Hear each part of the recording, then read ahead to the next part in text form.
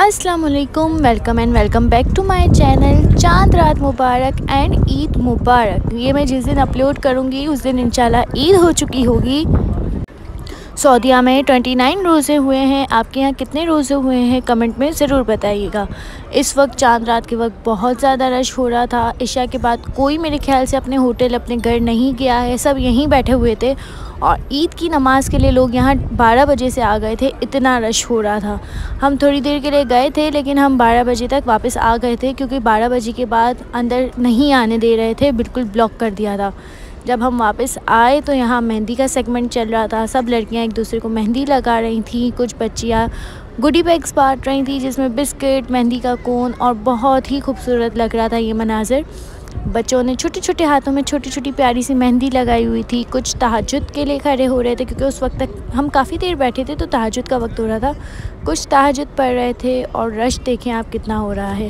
यहाँ छोटे छोटे हाथों पे मेहंदी लग रही है। काफ़ी सारी औरतें थी पाकिस्तानी जो फ्री ऑफ कॉस्ट लगा रही थी मेहंदी, और कुछ औरतें थीं जो पे भी ले रही थीं। जैसे कि अभी आगे जो मेहंदी वाली आएंगी उन्होंने पे लिया था 5 रियाल पर साइड के 5 रियाल, मतलब 4 साइड के 20 रियाल उन्होंने चार्ज किए थे।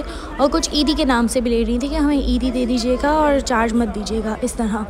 तो ये छोटे छोटे हाथ हैं और ये मैंने खुद अपने हाथों पे मेहंदी लगाई है। कैसे लगी मुझे ज़रूर बताइएगा। मुझे हल्की फुल्की मेहंदी लगाने आती है तो मैं अपने हाथों पे खुद लगा लेती हूँ।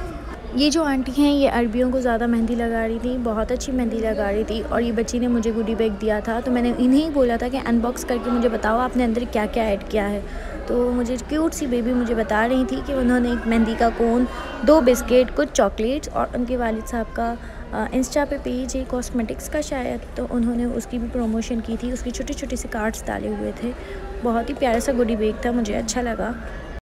मेहंदी का कलर भी बहुत अच्छा है, मैंने ट्राई किया था। और फजर के फ़ौरन बाद ही अल्लाह ने हमें तोहफ़ा दिया ईद का, और बारिश होना शुरू हो गई थी। बहुत खूबसूरत बारिश हो रही थी, बहुत प्यारा लगा, बहुत प्यारा मंजर था। और फ़ौरन ही उन लोगों ने छतरी खोल दी थी ताकि जिनकी मेहंदी है वो ख़राब ना हो, जो लोग बैठे हुए वो भीग ना जाएं।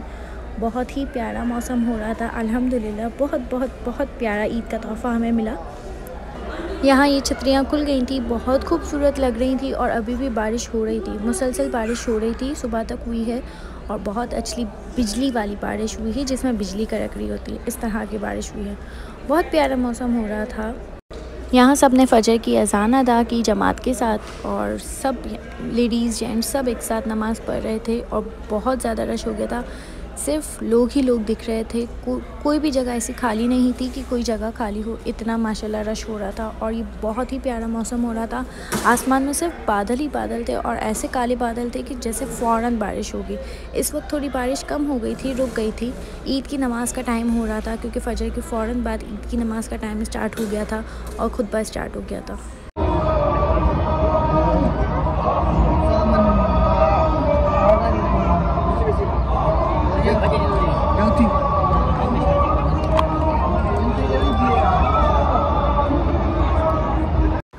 ईद की नमाज़ के बाद बहुत खूबसूरत मौसम हो रहा था, सूरज भी निकल गया था, और बहुत ही खूबसूरत सी दुआ हो रही थी। बहुत प्यारी दुआ हुई है माशाल्लाह यहाँ पे, और बहुत अच्छा मंजर हो रहा था। बहुत सारे लोग जो हैं वो दुआ करते हुए रो रहे थे, इतनी प्यारी दुआ हो रही थी।